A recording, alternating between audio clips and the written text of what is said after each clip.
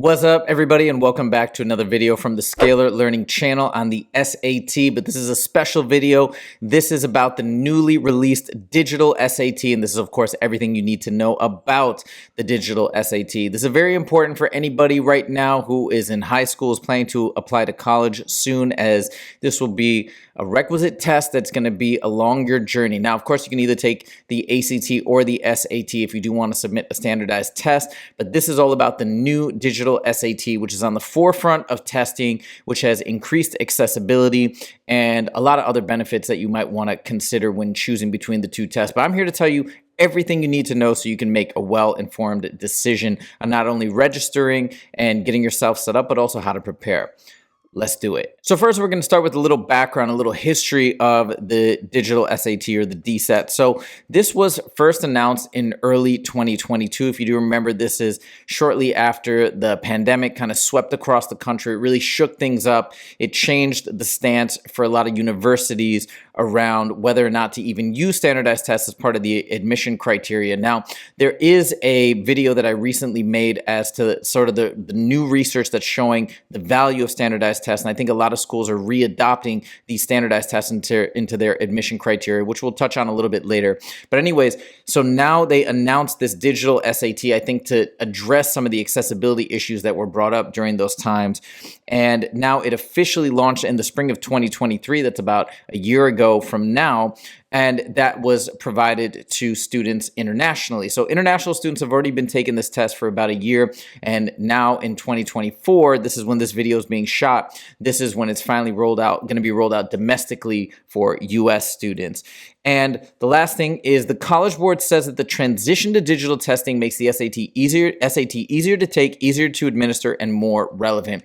And I do agree with them. So now the digital SAT is here, and it looks like it's here to stay. One of the things to note about the digital SAT compared to the original paper SAT is that it is adaptive. So what does that mean? It means it uses a multi-stage adaptive design. So let's talk about it simply, and this is for both the English and the math sections. We start with a module 1, okay, that everybody sees. Now, depending on how you do, you're either gonna go to a lower difficulty module 2, okay, and that's depending on the number of questions you get right in module 1. Nobody has an exact answer of how many you need to get right or what percentile to hit in order to go to the higher module 2, higher difficulty module 2. But anyways, if you don't hit that threshold, you're going to go to the lower difficulty. If you do hit it, you're going to go to the higher difficulty of module 2. So again, that's what adaptive means. It means if you hit a certain threshold, you go to the higher difficulty, if not lower difficulty. And of course, your score is going to reflect that as well, right? Like there's going to be a cap as to what you can hit if you hit that lower difficulty module 2. Now let's talk about the sections of the digital SAT, as it's a little bit different than what we had before on the old version of the SAT. So first, we have reading and writing. And in reading and writing, there's going to be 2 modules, okay? And each module, you'll notice, is 27 questions with a duration of 32 minutes. And it's different than what we saw with the old version in terms of like the long passages and then the section on writing and reading. And I'm going to show you sample questions, but it's these little short blurb questions, sort of similar to the logical reasoning section of the LSAT, if you've ever seen that. I think personally it's pretty cool and makes it a little bit more fun, but that's my 2 cents. So anyways, that's what the new reading and writing looks like. Now let's talk about the math section. So the interesting thing about math, first and foremost, is calculator is allowed for everything. Okay, so it's a fully calculator open test now. There's no restrictions, no calculator section, right? So more similar to the ACT. And again, we have 2 modules, just like reading and writing. Both are 35 minutes with 22 questions. And in total, the test is now 2 hours and 14 minutes, which is definitely shorter than the original SAT. Now, the way this test is scored is actually the same as the old SAT, right? You can still get between a 200 and an 800 total on the reading and writing, similar for the math, with a total possible score of 1,600. Now, another thing to note in terms of the scoring for the SAT is that you don't get penalized for incorrect answers or answers left blank. So the point is like there's no subtraction of points. So you should fill out everything when you take the SAT, even if you have to guess, even if you're not sure. Make sure that every single question is answered before you submit it. Another important thing to point out is obviously there's this transition, right? There's people last year that submitted the paper score. Now there's people submitting the digital score. So the College Board, again, they've kept it straight up out of 1600, and they want people to know that scores on the SAT mean the same thing for digital and paper-based editions. Now, I'm sure they've gone through whatever processes they've needed to ensure that that is indeed accurate. But the bottom line is that we can view scores that are going to be coming out this year as equivalent or comparable to scores that somebody might have received on the paper SAT. The reason why this is relevant is because I think we can still rely on a lot of the scholarship information, the U.S. News and World Report information in terms of the numbers that we need to get to look for this opportunity or that opportunity. And we're going to talk about schools and SAT scores as well as scholarship opportunities later on in the presentation. So just so you can get an idea of the rough percentiles for scores for the digital SAT, and again, this is released in a digital SAT book back in 2023. So what you can see here is you can just see some rough percentiles. Obviously, a 1600, that's 99 percentile plus, but it looks like all the way down to a 1530, you're still even in that 99 percentile range. And just to show you guys, there's your 50th percentile. That's about the halfway mark. That's the point that, you know, if you get a 1030 out of 1600, you're right in the mix, you're right in the middle, and you're above 50% of the population, below 50%. So there you go. Now we're going to do a little deep dive into the reading and writing section. So let's talk about the question types, and there are 4 of them, broad categories. Okay, we got craft and structure that accounts for roughly 28% of the questions on the test. So that's understand and use words in context, evaluate structure and purpose of text. And we're going to show some examples of these types of questions as well so you can get an understanding. We've also got information and ideas. That's where you're evaluating central ideas, show command of evidence from text tables and graphs.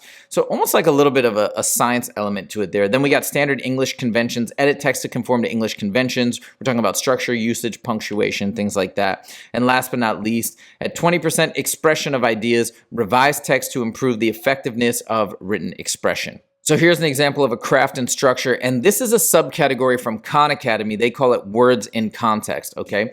So here's an example. It says, in the early 1800s, the Cherokee scholar Sequoyah created her first script or writing system for an indigenous language in the United States. Because it represented the sounds of spoken Cherokee so accurately, his script was easy to learn and thus quickly achieved blank use. By 1830, over 90% of the Cherokee people could read and write it. So we're trying to find a word that fits that blank spot, right? So what word has the appropriate definition? And in this case, it would be the word widespread, right? It achieved widespread use. So there you go. That's an example of words in context. Here's an example of an information and ideas question where we're looking at central ideas and details. Again, that's a subcategory from Khan Academy. So it talks about this text from The Secret Garden. Mary was an odd, determined little person, and now she had something interesting to be determined about. She was very much absorbed indeed. She worked and dug and pulled up weeds steadily, only becoming more pleased with her work every hour instead of tiring of it. It seemed to her like a fascinating sort of play, and now we're being asked explicitly which choice best states the main idea of the text. And when you look through the options, it seems that, yeah, she's not getting bored. She's actually enjoying it. And so indeed, option D, where it says Mary feels very satisfied when she's taking care of the garden, that would be the main idea of this blurb.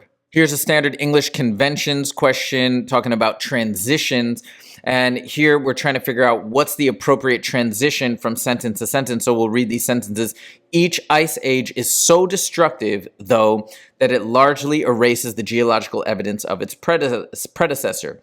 Blank geologists were unable to confirm the theory of cyclical ice ages until the 1960s. So we're trying to figure out which one of these transitory words would be most appropriate. And I would say hence in this case. And if you read it through with hence, it really fits, right? Each ice age is so destructive, though, that it largely erases the geological evidence of its predecessor. Hence, geologists were unable to confirm the theory of cyclical ice ages, blah, blah, blah. So you see how it makes sense. So that's what you're looking for in a question like this. Last but not least, we got an expression of ideas question, and this subcategory is called rhetorical synthesis. And what we're doing here is we're taking these little bullet point pieces of information and then we're going to try to organize it. So it says pinnipeds, which include seals, lions, walruses, live around the water. Pinnipeds are descended not from sea animals, but from four-legged animals. Canadian paleobiologist Natalia recently found a fossil with 4 legs, webbed toes, and the skull and teeth of a seal. And she refers to a rare find as a transitional fossil. Last but not least, the fossil illustrates an early stage in the evolution of pinnipeds from their land-dwelling ancestors. So I think the key here is if we were to synthesize these notes, option C would make the most sense, right? We're talking about having 4 legs, but the skull and teeth of a seal, the rare fossils illustrating an early stage in the evolution of pinnipeds, showing that transition, right, from land dwelling into that sea dwelling. Now let's talk about the math. In math, we've got 37 subcategories total. Okay, but we're going to talk about the 4 broad categories under which these subcategories exist. And first, we've got the broad category algebra. So it's, again, a little bit different than how they named it previously, but still roughly the same idea. So we got algebra accounting for roughly 35% of the questions. We got problem solving and data analysis. There's 10 subcategories, and that accounts for roughly 15% of the content. And I'm going to tell you where these numbers were calculated from in a second. Advanced math, 13 subcategories, that accounts for around 35% of the material on these tests. And then geometry and trigonometry, 6 subcategories, 15%. These numbers were crunched by Math Chops. Mike McGibbon, he's a good friend of mine as well, and he is the creator of Math Chops, so he did the number crunching based on available Blue Book exams straight from the College Board. So now let's look at the algebra subcategories, right? We got all of these guys that we need to get familiar with. So again, it's a pretty general mix. We got those nice linear equations, solving systems of linear equations, etc. Now for the next category, problem solving and data analysis, we got ratios, rates, and proportions right at the top. That's always been one of the biggest categories in the SAT period. You'll see some new subcategories that we didn't see before, like evaluating statistical claims. But overall, it's still relatively consistent if you had been preparing before for the paper SAT in terms of this broad category. Now we have advanced math, and you can see again now we're entering into quadratic and polynomial expressions, isolating quantities. That's a common one from before as well. The polynomial graphs is something that has also now showed up in greater quantity than before. It's not that it was ever off limits, but I do feel like I'm seeing that more in the Blue Book tests. And then we come to the final category, geometry and trigonometry. And here we have our 6 categories to round it out. Once again, we got congruent similarity angle relationships, stuff on circles. And you notice that unit circle trigonometry. Now, we could occasionally use unit circle stuff on the old test, even though it wasn't explicitly written like this.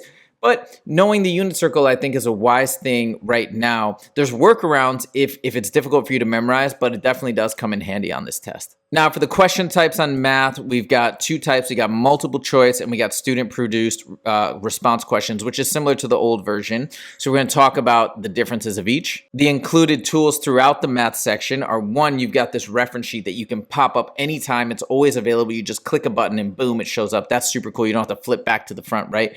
And the second thing that you have throughout, which is absolutely amazing, is access to the Desmos calculator. Now, we're going to talk about calculators that you can still bring into the test if you want a handheld, but man, I gotta say, I highly recommend using Desmos straight up. I think it's just such a smooth and easy to use interface. I think you should get really familiar with it, but when I take these tests now, I don't even have any secondary calculator. I'm doing everything in Desmos that I need to do on a calculator. Now we're going to go through a couple examples of multiple choice questions. So here is one, and this is an algebra solving linear equations and inequalities subcategory. And here you're trying to solve for the value of x, but really what it's asking is, hey, which one has the same value of x as the top?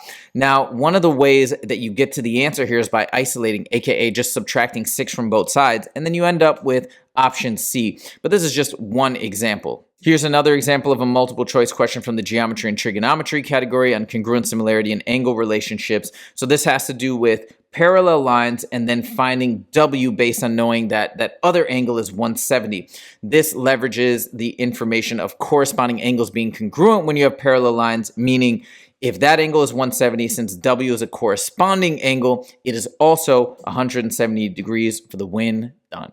Now we're going to talk about student-produced responses. Again, this also existed on the old version of the SAT, but there's a couple things to note here. So first of all, they tell you how, now we're typing it in, right? You don't have to do the bubbling and all that stuff. So these are the ways that you can type in different answers for a fraction, right? 2-3, you can put in those decimals, etc. And now notice it does say, right, you can't put in a mixed number like 3.5 or 3 1/2, right? It's not going to read it correctly. Moreover, it looks like for those -1/3 options, you really got to fill up that bar. You can't just put like -0.3 or -0.33. You got to put all the threes, right? -0.3333. All right. And the other thing to note is, look, now they're allowing negative answers. Negative answers used to be off limits for the old SAT. Not anymore. So if you get a negative answer for a student-produced response, it very well could be correct. So again, here's the layout of those little rules that I was talking about. If you want to review these more in detail, you can, but just wanted to present it for you to check out. So here's an example of a student-produced response question, right? And this one is a problem-solving and data analysis question. We're talking about center, spread, and shape of distributions, meaning we're talking about the mean. And if you remember, with mean, what you're doing is you're adding the values up and dividing by the number of values that there are. And you notice we got 1, 2, 3, 4, 5, 6, 7, 8, 9, 10. When you add these up, it adds up to 90. 90 divided by 10 is 9. There's your answer. Now we have another question here in the problem solving and data analysis percentages subcategory, and it's saying 13 is p% of 25. What is the value of p? So this would require you to figure out p, what percentage of 25 would give you that output of 13. You can do a nice proportion. You can solve it multiple ways, but the bottom line is it's a little bit more than half, but the calculation gives you that exact answer of 52. Notice we're not entering as 52% with the percent sign. You just put 52. That's how you do it. So now we get to the question of why take the digital SAT. So it is a major admissions criteria by many universities, and it can afford possible scholarship opportunities as well, which we're going to talk about later. And now I mentioned that I made a video recently based on a New York Times article talking about or titled "The Misguided War on the SAT," and I'm going to put a link to that video as well if you want to check it out, which I do highly recommend. But the reason why this is an important article and an important video is because momentum is now shifting in the direction of colleges once again using standardized tests for admissions. That article talks about the difficulties that colleges had when they went test optional, or some even removed it completely from the criteria. And a lot of very noteworthy Ivy League schools are now bringing it back. MIT is one of them. There's quotations from people at Brown University, etc. So it definitely seems like these tests are coming back, and I think they're going to be here to stay, at least for the foreseeable future. So I would definitely recommend preparing and taking the digital SAT. So now let's talk about some potential scholarship opportunities. All I'm doing here is I'm showing you a handful, right? There's many, many more. There's also National Merit Scholarship opportunities when you take the PSAT, which is, of course, related to the SAT. So first, we're going to talk about Texas State University. You can get the President's Honor Scholarship. We can give you $48,000. That's crazy for a score of 1420 or above and being in the top 25% of your class. You can also get another lower one for $24,000 to $32,000. That is available for 1162 or 1410. So again, the SAT is a key component here. We got one from Tuskegee University. You can get full tuition, room and board, everything paid for.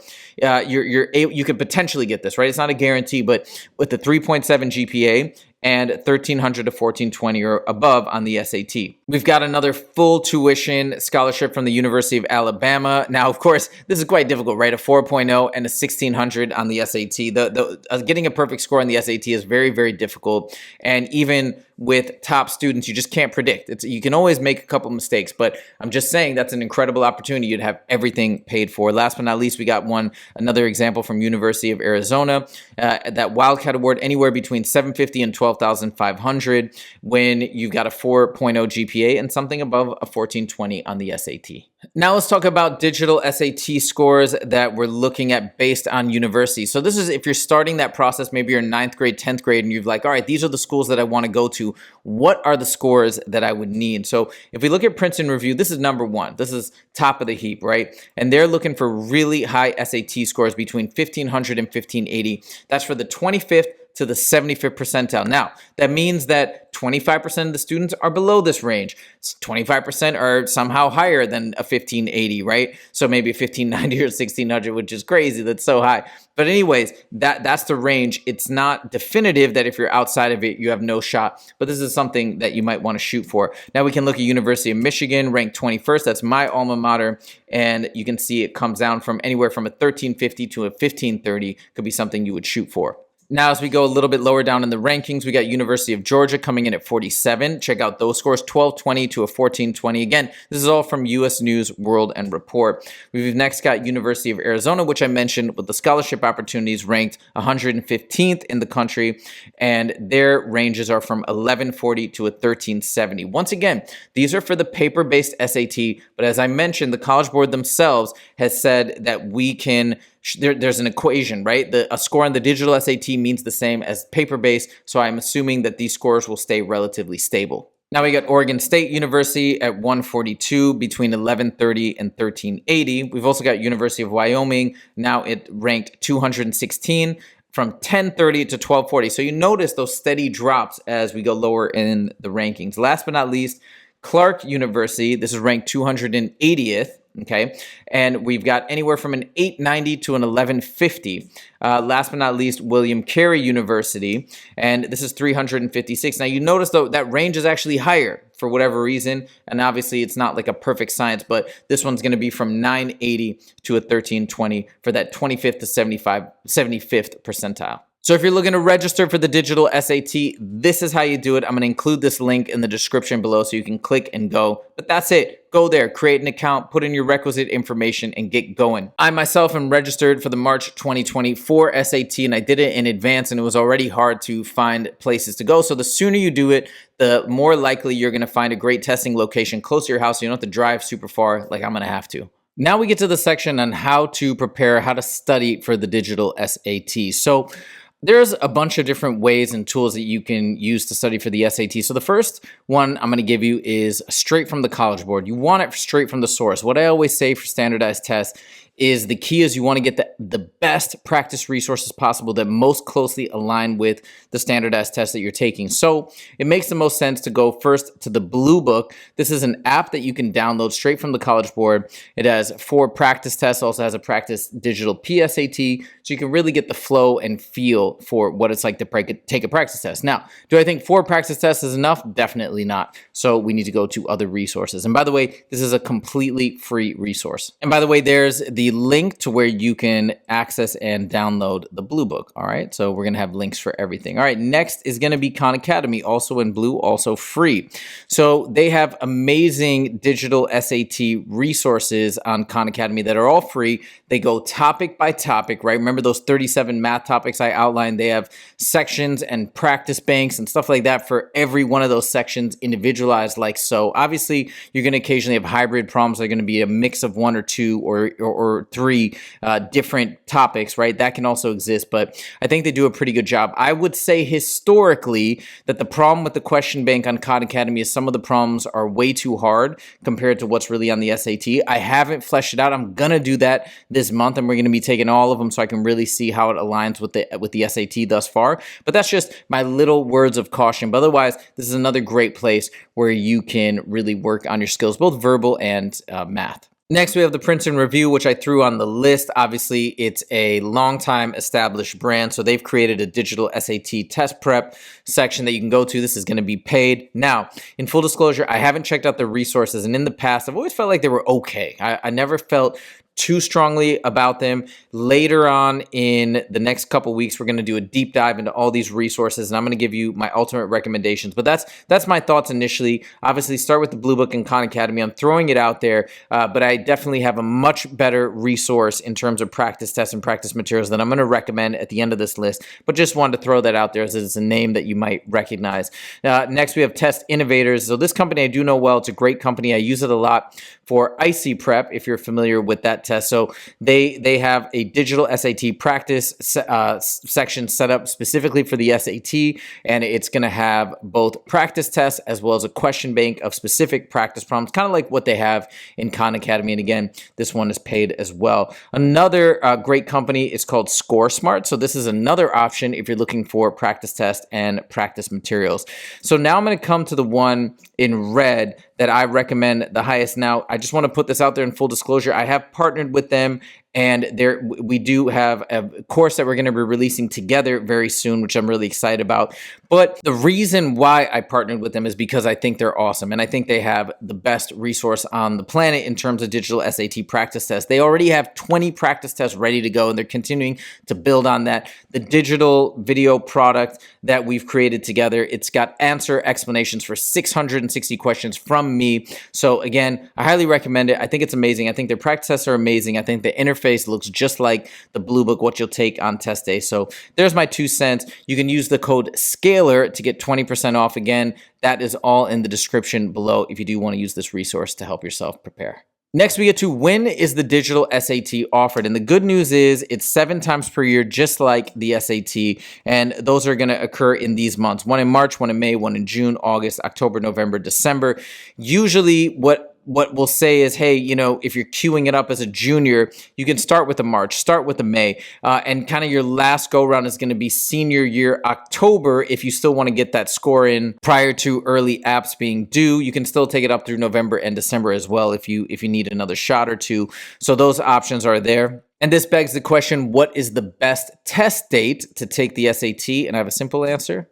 It depends on when you're ready. So if you're not ready, but you're like, well, my college counselor told me to take it in March and just get it out of the way, get a practice in there. Instead, take an actual practice test. I wouldn't use a real testing opportunity as your go through for a real, as a practice. There's other ways to take a practice test. I would say is once you feel like, hey, you're in the ballpark of knocking out a great score that you'd be happy with and that you could walk away with, that's when I'd say you schedule the test and take it. So if you're not ready in March, push it till May or whatever. And you'll still have plenty of time if your first test is even in June, because then you'll have a second go in August where you can spend the entire summer studying. And then you've got your October if you need a backup, maybe a November, etc., whatever your schedule is. Another question people ask is, how many times should I take the SAT? Now, the College Board themselves recommends at least twice. I say to plan for at least 3 times, right? Unless you reach your target score sooner. So I've had a lot of kids actually in the past that have knocked it out on their first go. Amazing, right? Incredible preparation. They follow every recommendation to a T, and they hit that target score right there on the first go. And it's amazing when it happens. Now, can we predict that? Can it happen every time? No, not necessarily. Sometimes students make it, sometimes maybe the pressure or the nerves, and they need 1 or 2 more times to get in there. But my point is you do the right preparation and you plan for several attempts if need be, and then you exhaust them as needed and take it from there. Now, when we talk about how many times to take the test, we should talk about how colleges view these multiple test opportunities. So colleges will either consider your highest score only. Okay, so this is one possibility, and it depends on every school is a different policy, but there are a lot of schools that will take the highest score, or they will take a super score. So a lot of people love the super score option. Hey, I got an 800 in math on this test, but only a 700 in verbal. On this one, I got an 800 verbal, 700 in math. Man, I wish I could combine those and have a 1600. Well, you can at certain schools, okay? So they'll take the highest of each on different test attempts, and that's all they'll see. All right. And then there's some schools that want everything. We want to see every SAT score. Now, does that mean that they do some weighting system, or maybe they're really considering your first attempt more than your last attempt? We don't really know, right? That's a bit of a black box. We don't know how each school individually that take all the SAT scores are looking at them, but I have to believe that your highest score should be, in my opinion, should be given the most weight. So I'm assuming that they're going to give that a lot of weight as well. For more information in terms of which schools do what or follow what protocol, you can check out this PDF here, and I'm going to share that in the description link below as well. How much does it cost to take the digital SAT? So let's check it out. We've got an entire cost list here. The main thing that you need to know is that the registration for the digital SAT is $60. Okay, it's a slight difference than what it used to be. And then here are all the other fees, right? So change test center, if you want to do that last minute, $25 charge. If you want to cancel late, $35 versus canceling regularly, which would be $25. Late registration, right? If you're signing up past a certain deadline, you got to pay another $30. I already signed up for the March one, so I didn't have have to pay that fee. If you want additional score report requests, that's $14 per score report request, I believe, additional one. You can have the rush at $31. Score by phone, I don't think many people do that, but it's $15. And then we see the other things. Now, the one thing that I would highly recommend if it's available, which it should be in March, is the question and answer service. That's super, super valuable because you can see exactly each question that you got right, that you got wrong, and you can, basically redo the test if you wanted to. So I would highly recommend that. Now, previously, they'd only offer the QAS service 3 times a year in March, May, and October. We'll see if it's going to be the same. I assume it will be, but we'll see. Now let's talk about what you should bring on the day of the digital SAT. So this is a lengthy list. A lot of these recommendations are straight from the College Board, so we're going to talk about all of them. So first, we have your fully charged testing device with the Blue Book app already installed, ready to go, tested, so you have no issues. And this device can be a Windows laptop or tablet, a Mac laptop, an iPad, or a school-managed Chromebook. You should bring a charging cable, of course, right? If you can't hold the charge for the entire time, and I would bring one regardless, even if you think your device can. A backup testing device if you have one. A face covering if required. You can bring one in your backpack just to be safe. I would say do that just in the event that they make you wear one for whatever reason. Your admissions ticket, which you can print out from the College Board website. A photo ID, driver's license if you do indeed have your license already. Pencil and pen, even though it's digital, for scratch work, okay? So you can write down problems and work, you can still solve them even though this is being taken on a device. A handheld pencil sharpener, that's my personal recommendation if you are gonna use a pencil, just something to sharpen it. I always bring several pencils anyways. I'll bring like 3, sharpened and ready to go, so you won't need it. But again, just have a couple backup options just in case. You can bring a calculator. Now, my recommendation, though, is to use Desmos, which is included in the Blue Book app, because I think it's just so phenomenal, so easy to use, and I think it's superior, honestly, to any handheld calculator you could bring. But if you want to bring an acceptable calculator, you can definitely bring one. We're going to talk about what is acceptable in a second. If your calculator does take batteries, bring some extra batteries just in case. A nice healthy snack. I like things that are protein and fat heavy. Reduce the sugar as much as possible. That can give you a blood sugar spike and then a crash, and then you can feel tired when you don't want to feel tired. Something like some nice turkey, sometimes string cheese, depending on what you like, or if you're not lactose intolerant. A boiled egg or 2, maybe some carrots, stuff like that. And obviously water and perhaps coffee if you're already a coffee drinker, but don't add it in the mix if you're not drinking coffee regularly as is. A silent watch to help you keep track of time, even though there will be a timer on the digital SAT. There again, we mentioned water, even though that was kind of included in the healthy snack discussion. A bag or backpack, and if you need it, an epinephrine auto injector, right? If you might have an allergic reaction, if you're sensitive to certain things, have it just with you as a backup. So now continuing on with what you should bring to the digital SAT, assuming you do indeed want to bring a calculator, here is the list of acceptable College Board calculators. You've got all these options from Casio. You've got these HP options and this one here from Radio Shack. But again, I want to emphasize Desmos is included. And just because it's free and because it's included doesn't mean it's bad. It's actually phenomenal. And you'll see in a lot of my walkthrough videos, I take the test with Desmos and it does amazingly well. Finally, we got one more section of approved calculators. We've got Sharp, we've got Other, and of course we have Texas Instruments. These are probably the most popular brand. This is what most of my students use. This is what most school teachers recommend. I myself have a TI-84 Plus CE, so that is something that you could use. But again, if it's up to me on the digital SAT, when I'm taking it, I'm using Desmos all day. So that's it, ladies and gentlemen. That is everything you need to know for the digital SAT. And I really only have one thing left to say, which is good luck. Good luck to everybody who's taking it, who's preparing for it. I truly mean that, and I hope this channel helps you along on your journey.